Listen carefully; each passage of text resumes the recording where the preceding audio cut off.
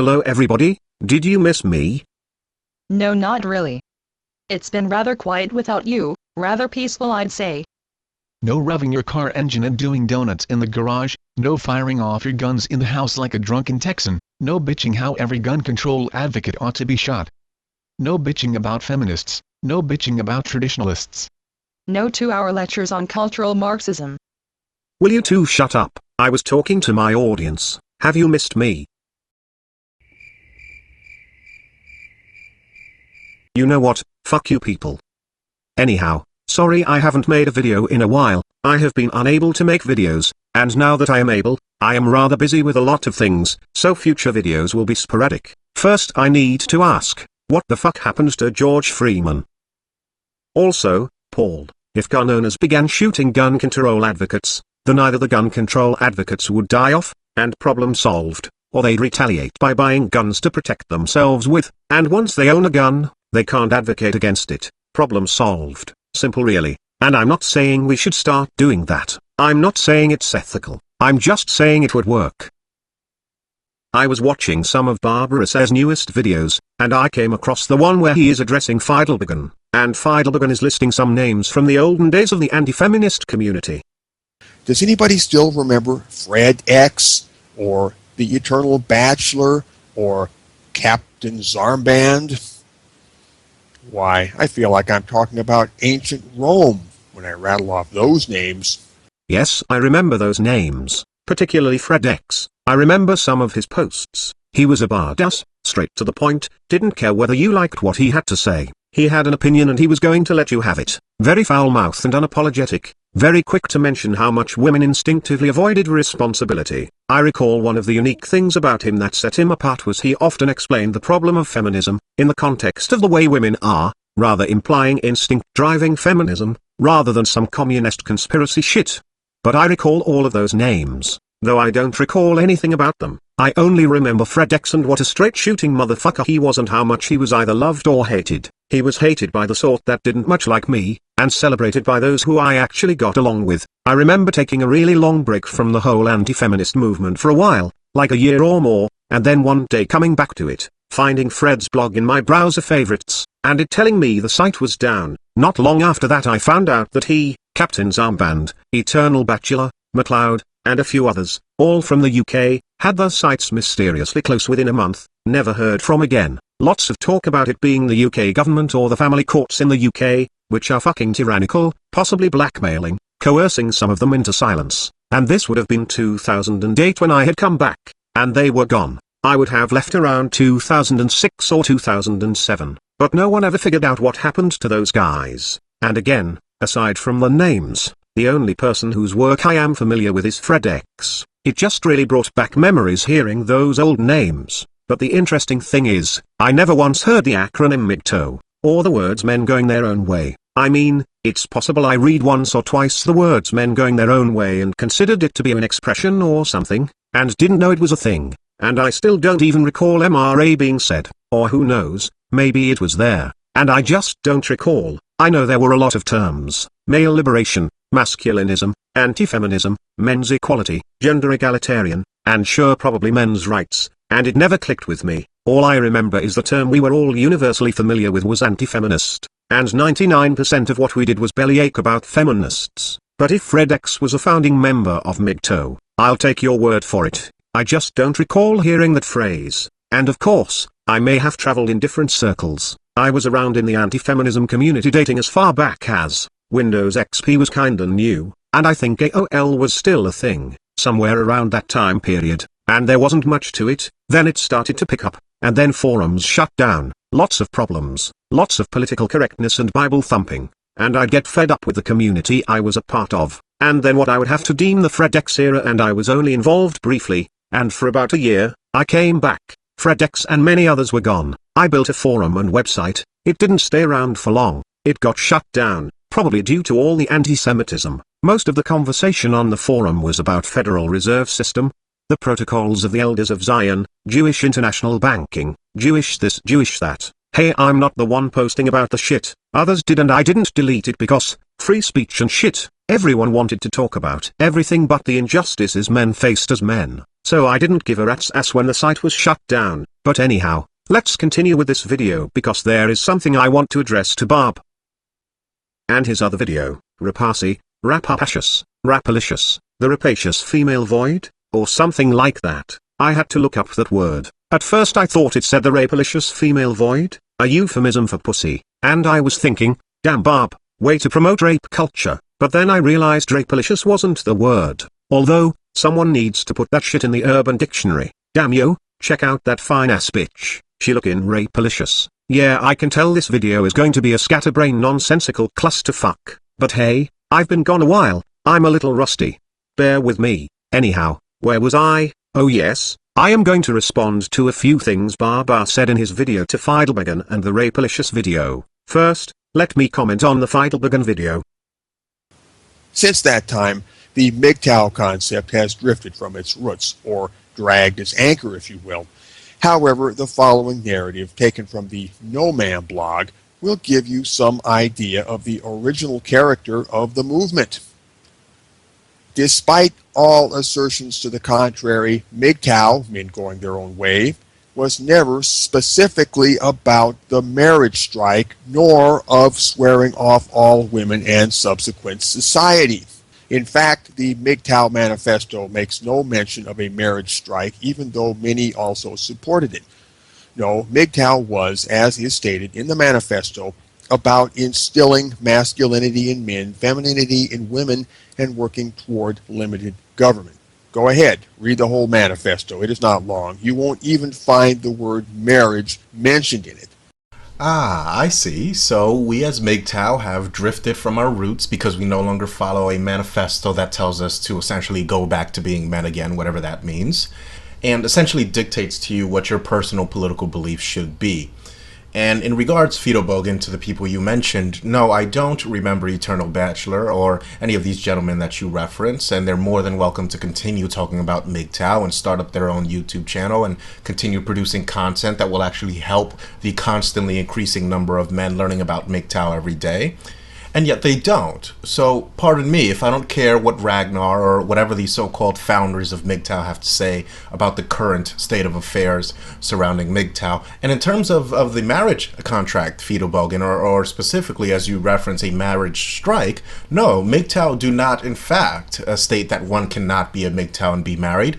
We strongly urge men not to get married, and we do this based off of the factual evidence, the irrefutable evidence, that it is a bad deal for men. If one does still decide to get married, there's no MGTOW card membership we revoke. And that's the thing I'd like to address. I believe the general consensus within MGTOW is you really can't be married and be MGTOW. Perhaps we need to set up a poll on that issue, but it has been very obvious to me, the general consensus is no. I made a video, maybe it was my father's rights video, or maybe it was the Wonder Rocking Mystery, where someone in my comments told me that MGTOW did reject him on his channel, because he was married, and they told him he could not be MGTOW and married, or something like that. And I told him that MGTOW is not against men who have chosen to get married, but the issue he may be having with the MGTOW audience is his attempt to label himself MGTOW while being married. And I forget the whole conversation, but that did seem to be the crux of it. But I believe if that gentleman is watching this video, he should step forth to remind that many MGTOW will reject you wearing the MGTOW label when married. Furthermore, the general consensus outside of MGTOW is that MGTOW are lifelong bachelors who either flat out reject women, or at the very least are men on a marriage strike. I think it's rather hard to argue against this popular opinion, especially when the view even from within MGTOW echoes that MGTOW being an anti-marriage thing is pretty much carved in stone at this point. As far as where I personally stand on the issue, well, if you tell me you are MGTOW, and then tell me you are getting married, but you're still totally a MGTOW, I'll be honest, I have a hard time taking it seriously. Now it would be different if the MGTOW in question is a man who had gotten married, then discovered the movement, became awakened, or swallowed the red pill or whatever, and says that he understands now the nature of man and woman, the illusion of his identity, etc., and now he is truly finding himself free of the false male-female dichotomy that forged his former traditional stereotypical role and identity and drives. I believe if a man is awakened post-marriage, yes, he can be MGTOW, and if he has feelings for his wife, and their relationship is good, and maybe even he has children, initiating divorce for the sake of getting to wear some stupid fucking label, would be ridiculous, but he is nonetheless MGTOW. so I'd personally be willing to accept that a man awakened post-marriage is MGTOW. I don't know how many others would, but a man who is MGTOW, and plans on getting married, I'm not buying it. At the end of the day, MGTOW has to have some kind of meaning, and it has to have some limits, and I seriously think marriage is that limit. It is most certainly a rejection of the traditional role of man and woman and the whole, man-up, type of masculinity, yet it is not opposed to masculinity. If certain stereotypical masculine activity comes natural to a man, it brings him joy, then so be it. It's not some masculine shaming pro-effeminate neutered male bullshit, but it is also against the notion that a man is a protector provider, support his wife, be self-sacrificing, pull a lady's chair out for her, and be too damn tough to gripe about gender injustice. I am very much against the need to lock men into a stereotypical manly man role, and believe that traditional view of man has done a lot to pressure and bully males into a role that benefits women at the expense of himself and other men. I think there can be no denying it is an objection to traditionalism, and the constraints that come with male duty and popular masculinity, like fulfilling your duty to get married, and taking it like a man when a woman assaults you. So again, a man can be masculine, or he can be feminine, as long as these traits are true to himself, and not a manufactured identity to conform to his disposable utilitarian role, and I can't help but believe marriage is most certainly a key example of just that. What if we accept you can get married all the while being MGTOW, and then this particular I want to get married MGTOW starts talking about how he's looking for a woman he can trust, he's looking for the right one.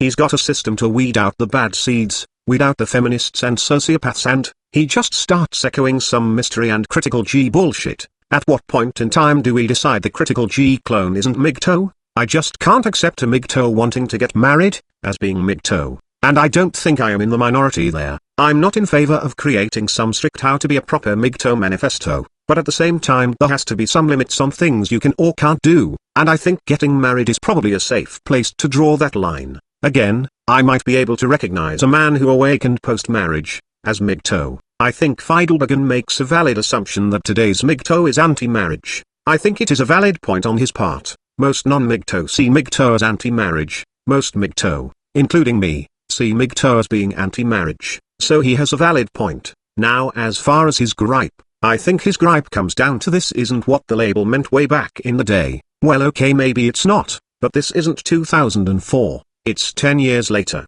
People and concepts evolve. Just the irony that the old men going their own way are adhering to a fucking charter, or manifesto, or whatever, reeks of irony by virtue of the title. What was, is not what now is. His argument that we must not be what we are because it is not what we were, is a bad argument. America allowed slavery, that's our roots. I don't think saying that's the way we were is a good reason to go back. It reminds me of the rock music argument that the shit being called goth is not what it was in its post-punk origins of the late 70s. Things evolve. And thinking back to Fred X, yeah, I can see a lot of the modern MGTOW attitude being present in him. Fred X was rather Barbarossa-like for his day, and you have that guy Feidelbergen mentioned, the guy named Eternal Bachelor, and I do remember that name too.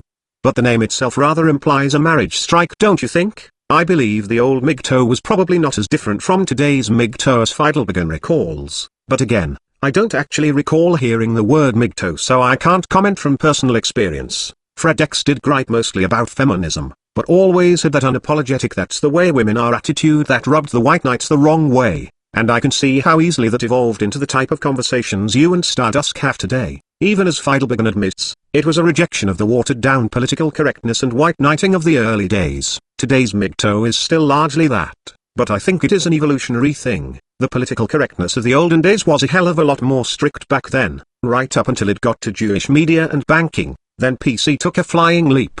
But when it came to saving face and white knighting, and cherishing women as good little homemakers whose feelings mustn't be harmed, it was really bad back then. So I think the average vanilla MRA of today has evolved to resemble the MGTOW of the past from the sound of it, and MGTOW today is just keeping the pace, moving forward, leading the way. Think about it, Barb. The things me, you, Spetsnaz, Stardust talk about today will be the watered-down vanilla MRA in 10 years.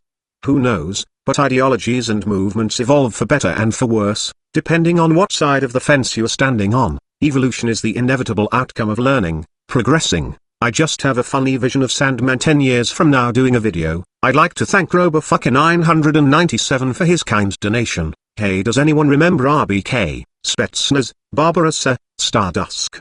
God, that dude hated me. Does anyone remember those names? Yeah, back then MGTOW was about self-discovery and a rejection of gynocentrism and discovering a vagina-free identity. Now it's all been hijacked by sex separatists jacking off to robot porn. Hey, it's a funny image.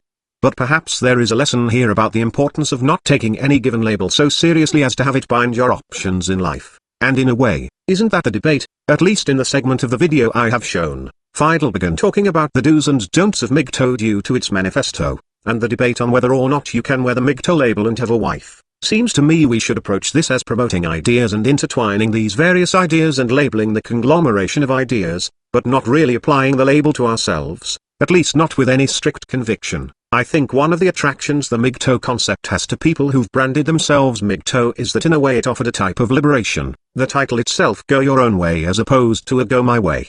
His way, her way, their way, this way, that way. It's about going your own way. If we follow the manifesto of old, or attempt to create a new one, we run into the problem of MGTOW now being the new shackles to coerce you into living a particular lifestyle, and thus it does become go my way, go our way type of thing. And yet to say MGTOW is doing whatever you want, then MGTOW ultimately means nothing, because maybe I want to get married to a feminist and laugh at MRAs for being misogynist pigs who can't get laid, etc. That's me doing whatever I want. Personally, I set the limit at marriage. I just don't believe you can be married and make a realistic claim to be your own man doing your own thing. You are your own man doing your own thing so long as your wife lets you, and you placed yourself into that situation. To say my wife is cool with it, she is very understanding, just somewhat translates to I'm independent because my mom lets me stay out all night. But the subject of what is or isn't MGTOW reminds me of this rather controversial and new video by Davison, a woman, speaking out in favor of MGTOW. And for a woman to speak on behalf of MGTOW takes some gumption, but I think Diana is an exception. The discussion is MGTOW versus the MRM. The men's rights movement is a growing and diverse group. I've defined myself in the past as a men's rights activist, or MRA, but I've separated from that title because it was becoming less specific as to its meaning. One faction of the MRM that I'm aware of has accepted traditionalism as a legitimate choice for men wishing to break free from their social chains. That same group supports the claim that a man can be MGTOW, going his own way, and still be married. Here's the problem. In my short time with the MRM, I've encountered a married MGTOW man who felt he deserved the title, but also told me that his wife was cool because she allowed him to masturbate as long as he closed the door. I also encountered a young MGTOW who ranted about male utility and yet confided his panic when he found out his stepfather was going to leave his mother because he was going to pay his college bills. Men have a lot of work to do. This work is not going to be accomplished by saying one thing and doing another. It's not going to be accomplished by encouraging men to blame others for their problems and then calling themselves guideposts for male liberation. I fight feminism because I hate intellectual dishonesty. I can do something about that. I'm trying to teach women how to not be cunts. I can't teach men how to stop catering to those cunts. Only men can do that. I support MGTOW because they are doing something I can't do, teaching men to become whole people with or without the approval of women. Should men trust me? No. For the same reason, you need to realize that some of the men in the MRM still seek their wives' approval to masturbate, and some still want their stepfathers to be indebted to financial slavery because it suits their current need. I'm going to link to her video, and you should watch the whole thing. I've always liked Diana Davison. I remember liking her when she was just a name on articles written on Navy FM. I'm also convinced she is one of the few women who really get what MGTOW is, and completely supports it. She understands gynocentrism, and fears it. She can spot it in men, and she knows that women are devious creatures, and she does not trust them. Just take a look at this clip from a challenge to #women against feminism. Women are actually always competing with each other. And my criticism of women has sometimes been said to be just a jealousy factor. It's not. I was never treated like a woman. I don't identify with women. And I suspect women. And most men's rights activists would understand why. I grew up in their world. I know what their world is. I know what the world of women is, and I reject it. I am not a woman, and I don't have any sort of sisterhood with women. And from what I've seen growing up, I have less reason to trust a woman than I have to trust a man. There's a lot of men who aren't very good people. There's a lot of women who aren't very good people.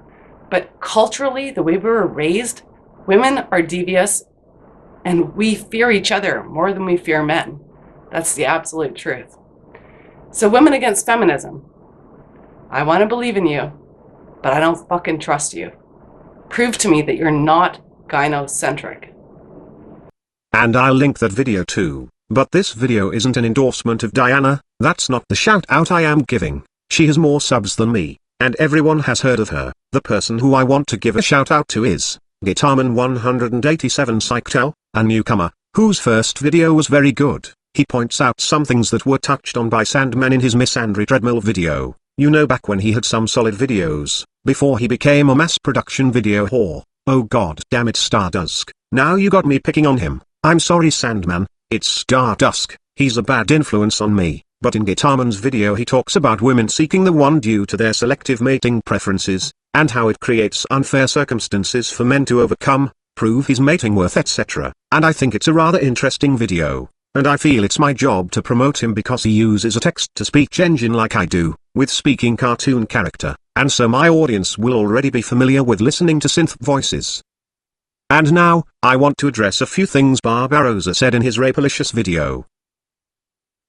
And I quote, "The global suicide rate was estimated at 11.4 per 100,000, with men almost twice as likely as women to take their own lives, rising to as many as 3 times more male victims than females in some richer countries." Now, it doesn't take a suicide epidemiologist to understand why suicide spikes in richer countries for men. I'm going to go ahead and make that assumption that it has something to do with the increased rate of suicide after divorce, which is of course most prevalent, most profitable, and most criminal, and most anti-male in rich developed Western nations.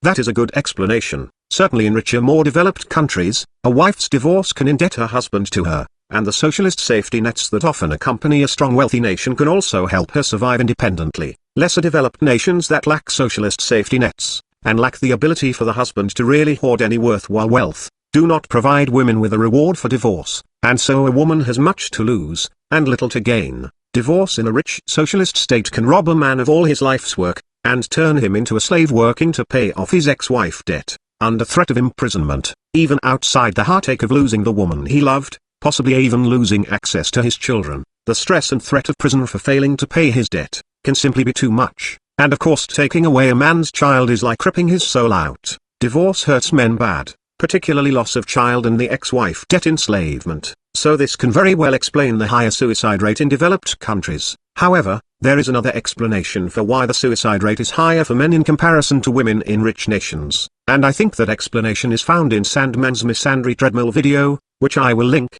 and also explained by Guitarman 187 shoutout in his video I am giving a shout out to. And I'll go ahead and give the answer. My extrapolation of those two videos, in the context of Barb's hypothesis, the instinctive nature of women to seek the one generates shit tests. Due to the hive mind, they are putting the collective of men through a shit test. This creates a misandry treadmill. The more women get, the more they demand. The more men overcome, the more women raise the bar. The overall effect is, the more women are privileged, the louder they scream they are oppressed. The more spoiled they are, the more they scream abuse. The more powerful they become, the more marginalized they claim to be. The more men do for them, the more they expect men to do for them. Point is, the more luxurious a nation, the greedier women get. When the males of a society are pussy-whipped, and accept abuse, the more women amp up the demands and the abuse. The more spoiled women are, and the less they need men. The more they hurt and abuse men. It becomes a society of misandry, men living as second-class citizens, constantly feeling the hate from the first-class citizens, and carrying the burden of propping up their female masters, leads to a culture of very unhappy males, thus a higher suicide rate. So I believe it is both. I believe it is the marriage gone wrong that destroys men, and I do believe it is the benefits of divorce that so readily entice women to call their divorce lawyer at the drop of a hat. But I also believe the whole thing stems from something deeper, the misandry treadmill effect. caused by the hive-minded collective shit test. You know how a child can sometimes misbehave because it wants attention, and we see in relationships women starting fights and starting drama, for the attention of the thrill of it. There is also the element of wanting to be put in their place by a strong masculine hand. Often this is a prelude to sex. A woman wants a strong dominant man to take control of her and dominate her. Many times arguments women start are just foreplay for sex. This is why make-up sex is so popular. In this day and age, men have become less masculine, in the traditional sense, and women do crave that aggressive masculinity. Their feminism has empowered them when their sexual subconscious wants to be spanked and controlled, not liberated, and a lot of their collective bad behavior is just wanting attention. Men are playing video games instead of pussy chasing, and this makes them feel ignored, and so they attack the video game industry. They have to compete with porn, so they want porn banned. Men finding things to do other than worship them, is really upsetting them and encouraging them to show their ass, their slutty clothing, their obnoxious public drunken behavior. A lot of this is a need for attention. A lot of their assaults on men is the collective wanting some foreplay before kinky make-up sex. Their street harassment panic and rape culture hysteria could be more accurately described as wishful thinking. They wish men were hyperfixated on them, willing to swim a river of snot, wade nostril deep through a mile of vomit, if he thinks there'll be a friendly pussy awaiting him. To quote Valerie Solanas, imagine a woman giving a man sex, and then the man not wanting to put a ring on her finger, not wanting to even be in a steady relationship. Now she feels used, she feels raped. Yes, rape, that's how she feels, that's what it felt like he did. Rape culture, rape culture. Women are starved of attention, spoiled by weak effeminate males, and shit-testing men, forever cracking the whip harder. The misandry treadmill in full swing. Life for men becomes unbearable. The suicide rate for men goes up. In less developed countries with less gain in a divorce, and less opportunity for a woman to be independent, even your average weak male is a powerful masculine protector and provider, it would seem. The greater women's collective power, the greater their abuse of men. However, stripping them of power makes them dependent on men. Being dependent on men obligates men to take care of them. This obligation acts as a mechanism to control him. It is a mechanism to control him because ultimately women will decide what constitutes as proper protection, proper provision. Their leftist empowerment will be our abuse, their right-wing disempowerment will be our enslavement. If it seems like women control both sides of the coin, it's because they do. Women control both sides of the coin because they seek that control. In any and every situation, empowered or disempowered, women stick together as us women versus those men, ensuring they get the upper hand either way. Until us men are viewing our struggle as us men versus those women, there can be no solution. The tradcans like Feidelbergen want a simple solution. Everyone wants a simple one-size-fits-all solution, preferably one that doesn't criticize female nature. They want a conservative or libertarian backlash against feminism in name only. Either they object to feminism because of its link with socialism, and men can die under a bus for all they care, or they are against feminism because an independent woman threatens his sense of male worth and thus threatens his access to pussy. He continues to chase women, in his mind, operating on the daughter and mother dichotomy. Find a delicate daughter figure he can rule over, while having her motherly instincts nurture him, a dichotomy that does not exist in man-woman relationships, but is nonetheless a craving from the normal healthy and secure recesses of the male mind. He sees the woman as a goal, a target of affection, a goddess to bestow upon him mercy for his kind worship. If the truth of woman is revealed to him, then the truth of himself is revealed. When the truth of himself is revealed, his ego is destroyed. Honest exploratory conversations stemming from the modern MGTOW circle frightens him. It threatens to destroy the illusion. The illusion must be kept up to protect the ego, even if that means throwing male bodies onto the fire to fuel the matrix his blissful ignorance keeps him in. And just for the sake of posterity, I want to post an alternate history from one of my own subscribers that does not agree with this narrative that Feidelbergen put forth regarding the history and formation of men going their own way. And this is from a subscriber, and I know I'm going to pronounce the last name wrong, Joe Byrne, who claims to have been around during the same time Feidelbergen claims the so-called founders of MGTOW invented it, and he paints a very different picture of how MGTOW actually came to be in comparison to Feidelbergen's account. He says, quote, I had multiple Yahoo and WordPress pages. Back then, most of the time, we were just rage out forums. That's because we would get taken down in a heartbeat. Anytime we got out of line, we had guys like Ragnar, Rosh, and the old guy from Washington, PUAs using shaming tactics, the PUAs and MRAs telling us not to talk about female nature negatively, or about child support, or force, or absconding / going galt or aggression. The Make It Cost crowd was the first signs of MGTOW that included the idea of no marriage, absconding / self-survival, and running the bill up on Uncle Sam. I think the idea was just go underground, and MGTOW blossomed from that. And one thing I don't miss is all the death threats. Jesus Christ.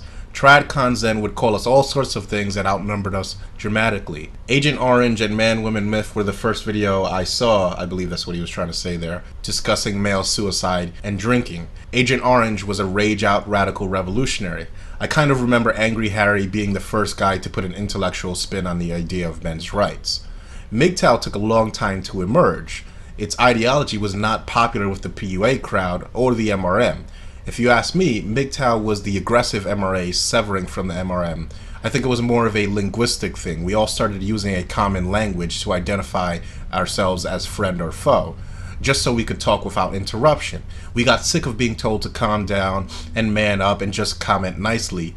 And I think the claims of how MGTOW started are highly inflated. Well, he's referring to Fiedelbogen's claims here.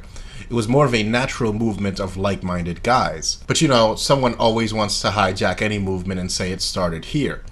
As I remember, MGTOW was just an awakening of like-minded guys gathering here and there, and then someone said MGTOW and it caught on. But it was the language that made MGTOW, the aggressive tone. So apparently there were, according to this account, a bunch of tradcons and concern trolls trying to tell the emergent proto-MGTOW community to stop bashing women. Fast forward a decade to the current MGTOW era, which is primarily, let's be honest, centered around here on YouTube.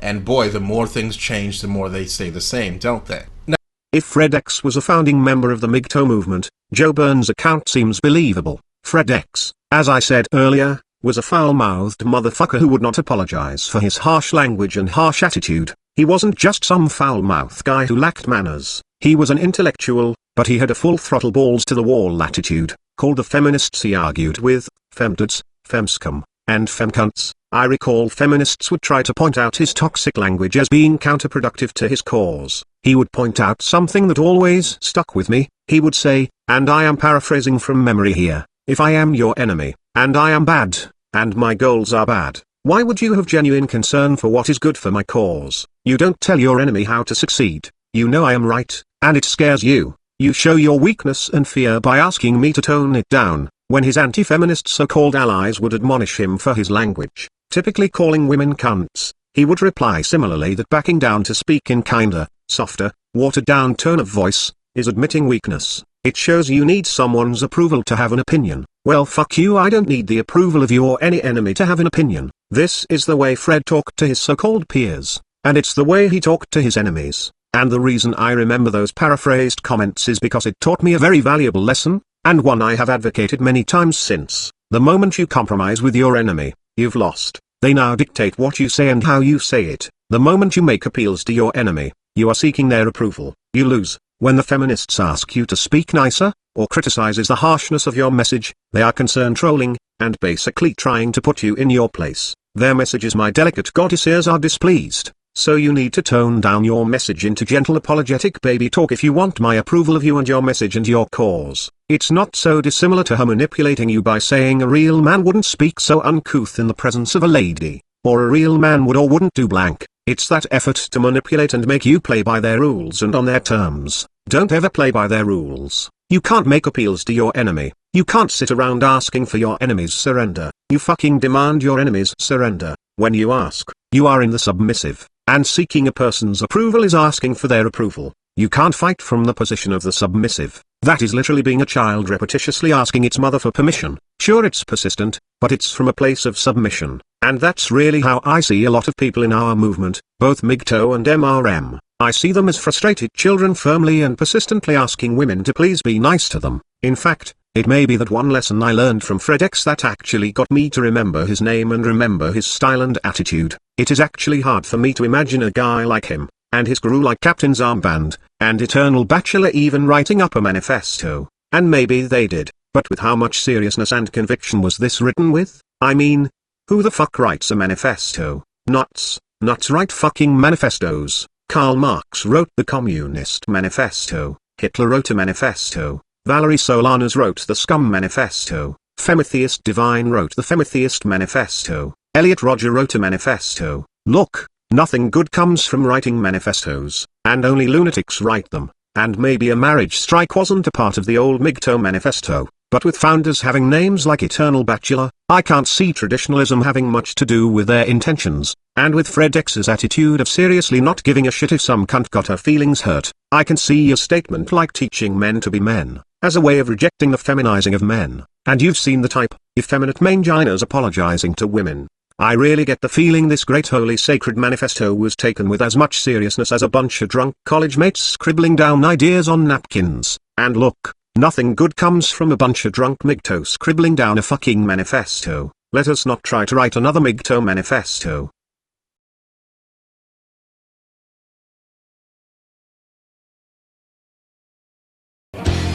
Sometimes you wanna go where everybody knows your name, and they're always glad you came. You know it's great just us MGTOW guys hanging out together in a pub.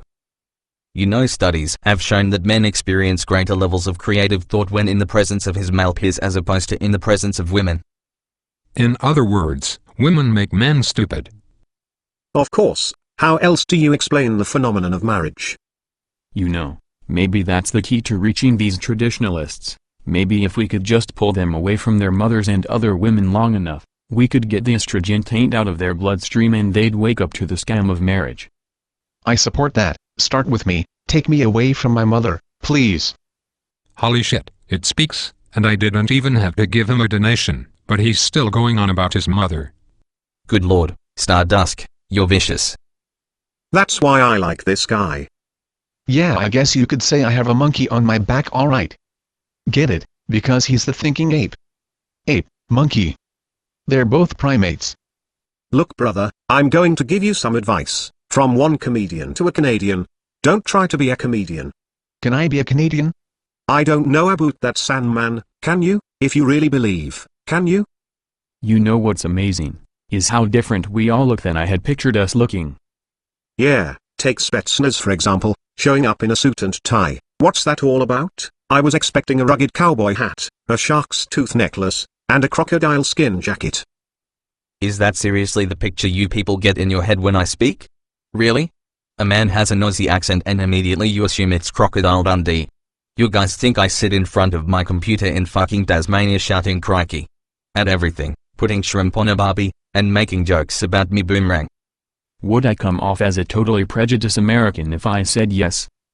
Nah mate, it's fine. Crikey, this is some good beer. Can I get you guys anything? Kate, what are you doing here? I am working here to save up for my own place so that me and Paul don't have to live in your tool shed. Sure is a shame you don't pay us to narrate your video stories anymore, and it's been a half year since I got to do an episode of Girl Talk with Kate. So I need the money. Where's Paul? Back at your house making Minecraft videos. So this is the infamous Kate we hear on your videos. Damn, she has some big titties. Oh god, you sound just like Paul, that's weird and creepy. Yes, she does have huge tits. She doubles as a flotation device. Oh good lord, stuck in a bar with a bunch of horny drunk MGTOW. I'll have you know it is a myth that MGTOW are sex-starved or perverted. I'd find that easier to believe if your hand wasn't down my shirt. Oh sorry. But come on Sheila, they're huge. A thought occurs to me, and I know this may sound like MGTOW blasphemy, but is it possible that women bring out the charitable side of men? I was just trying to think of any way in which women benefit men, or make men better. And I thought, maybe women inspire charity in men. Think about it, women are always very socialist and pro-charity, with men's money of course. It's always about men should feed the homeless, men should adopt animals, men should do this and that. And then men, by pussy-begging necessity, give to charity and do these kind things to impress her. And we can say that his motive is to impress the bitch, but nonetheless, doesn't this have the positive effect of him giving? I don't think so. Men tend to get reckless with money in front of women, a sort of look at me, I'm so wealthy this big purchase means nothing to me. To indicate how much money she could extract from him. I think you are mistaking that for charity. Hey, Stardusk, what are you doing? Stuffing money down your shirt. Why? Well, you spoke. I felt like I owed you a fucking donation. This video is brought to you by the Thinking Ape. Hey look, I was making videos before ever asking for a donation. I was MGTOW, spreading my thoughts and ideas and personal experiences. Sharing tidbits of my personal life, and opening up to the whole world about how gender dynamics have affected me, and how I have learned to handle these situations. And slowly but surely I gained an audience, people who could relate to exactly what I was saying. Instead of hearing philosophical ideas in the abstract, they were hearing it in ways they could relate to on a personal level, not some abstract theoretical level, and that clicked with a lot of people and built a pretty big fan base. And I was doing that way before I put my PayPal link on my videos. And you got no room to talk, you got a PayPal too. Hello, Sandman here. This video is made possible by your donation, and today, I want to talk about airports and MGTOW, which will be so much different than my last video about laundromats and MGTOW. Have you ever noticed when you're at an airport, there will always be this one girl? Alright, come on guys, settle down. Stardust, 15 minutes, it's all I'm asking. 15 minutes without insulting Sandman. Oh alright. You know what guys, I was thinking, what we need is a manifesto. A manifesto? Are you serious? Yeah, a MGTOW manifesto, to outline our basic course so we don't find ourselves in mission drift. Razor did a video on why manifestos are bad ideas. Actually that's not what the whole video was about, it was about Davison, some new guy, fight Elbogon, MGTOW and marriage, and then a stupid and pointless bar skit where he had all of us in a pub drinking and shooting the shit. But in that video he expressed why manifestos are bad ideas. Nice way to break the fourth wall, Bobby. You know, if you mention that I broke the fourth wall, you're breaking the fourth wall. And don't call me Barbie. Call me Barbarossa, Bar, or even Barb, but don't call me Barbie. Or Collect, don't call me Collect either. I don't know Bob, I've been thinking, it's like Crocodile Dundee said, it would help us to avoid mission drift, a common problem in our movement. Yeah, RBK made a few videos basically denouncing all the libertarian and anarchist hijacking of the movement, comparing it to the conservative hijacking, all about the communist feminism, but let's not blame the women, blame communism, blame the government, the womans are innocent. Exactly, maybe a MGTOW manifesto would be in order to at least keep us focused on what we are trying to achieve here. Well okay, alright. Let's give it a whirl. To me, MGTOW has been about realizing the illusion of who you are. That red pill moment. Like, we all attempt to live up to this stereotype of masculinity. We think it is who we want to be. But it's an illusion. It's a fake identity of utility that confines the male of the species to a life of gynocentric servitude. And MGTOW is about realizing the fallacy of taking pride in the utilitarian aspects of oneself. Good, we'll call rule number 1, self-discovery. To me, MGTOW is breaking the illusion of woman. We have this artificial view of women as angels of mercy, as mothering caretakers. We want that mother-like nurturing in our lives, yet ironically we are the ones ultimately catering to them, soothing their fragile emotions, and manning up, being strong because we have to prop them up. The idea that a woman is compassionate towards anything other than cuddly animals, or in some cases male relatives, is a complete illusion. A woman cannot love a man the way a man loves a woman. Alright, and we'll call the second rule, exploring female nature. You know, as I was saying earlier about the charity, male rivalry. Women can act as a catalyst for both noble self-sacrificing altruistic behavior, but at the same time they can fuel male-on-male competition. Brothers sabotaging brothers to one-up each other for mating rights. I still disagree that whatever flamboyant charity men give to impress a woman is really charity, and actually giving to charity is a pretty rare thing men do. But maybe we should form a charity, a brotherhood of man, type of charity, where we pledge to do selfless acts for men only, and lead by example to end the male-on-male competition.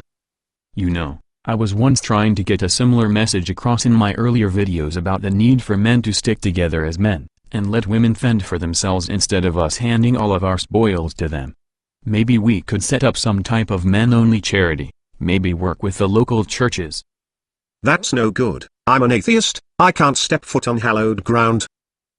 Really? You people have some sort of pledge to not step foot on holy ground? That's some cultish shit right there, brother. No, it's not a pledge, we'll burst into flames or something, the amazing atheist said it, so it must be true. No you idiot, You're thinking of vampires, not atheists, and you're thinking of Amazing Atheist review of all the different Dracula movies. Well, maybe I am a vampire and I want to suck your blood. Yeah, I got something you can suck on right here, fool. Oh please, you haven't even bought me dinner and you think I am going to go down on you? What do you mean? I am offering you some sausage for dinner, right here. Oh come on guys, don't do that weird homoerotic thing. It makes me uncomfortable. Actually, it's perfectly healthy behavior. As a normal part of male heterosexuality is a strong aversion to male sexuality. This aversion when unchecked leads to a phobia, homophobia to be exact. And the playful homoerotic joking is a way of overcoming this fear, and fighting the phobia element, to keep the aversion just that, a simple aversion. Think about it, humor is often used to conquer fear. So if you fear another man's sexuality, then you use humor to diffuse it. It's a perfectly natural mechanism. Wow, that's some deep shit. You learned that to get your psych degree? Nah, they don't teach shit like that in psychology school. Freud is all but banned for his political incorrectness. Did you know he is considered to be the most influential thinker on Western culture of the past century? In spite of the fact that psychology largely dismisses many of his theories, the publication of his theories have had a tremendous impact on our culture. But Freud had that homoerotic humor is a compensation mechanism to cope with homophobia, and homophobia is a manifestation of fearing another man's sexuality, which is a natural part of male heterosexuality. Nah mate, but you can derive such ideas from his ideas. That was the wonderful thing about how his writings work. And your interpretation of what I said is a bit off. Homophobia has multiple causes. But yes, homoerotic joking is a way of dealing with the unease of other men's sexuality, at least that's my opinion. You know what guys, this is great, all of us hanging out sharing our ideas in real time. We are learning so much from each other. This should be a regular thing, all four of us, like the four horsemen. Yes, we are the four horsemen of MGTOW. But Razor, there are 5 of us. Holy shit, RBK, you shot Sandman. As I was saying, the four horsemen of MGTOW. Crikey. You shot Sandman. I'll tell ya something, I like this bastard right here with the itchy trigger finger. Bartender, a round of beer for my new best friend, for he's a jolly good fellow, Oh my god! They killed Kenny! You bastards! It was Sandman, not Kenny, and I didn't kill him, it's only a flesh wound. Bartender, some bandages. You shot me. I barely grazed your arm, you big baby. Okay, Razor, hand me the gun. No guns for you when you've been drinking. Which nobody can deny. And that is why a MGTOW manifesto is a bad idea. Anyhow, I have more to say, but I'll save that for part 2 since this is getting rather long.